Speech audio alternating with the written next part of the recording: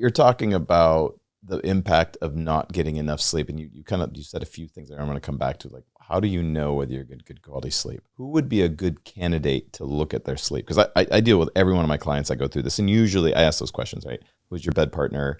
Do you snore? Oh, I don't think so. No, they say I do. And would you say, clarifying question there, is snoring always an indication? There are snorers that don't have sleep apnea. The Okay. definition of sleep apnea is you have stoppage of breathing for at least 10 seconds or more, and a combination of a shortness of breath, that enough that the machine that they send you at home to record you picks up that score, Yep. catches it. So most sleep apnea, 99% of sleep apnea patients do usually snore.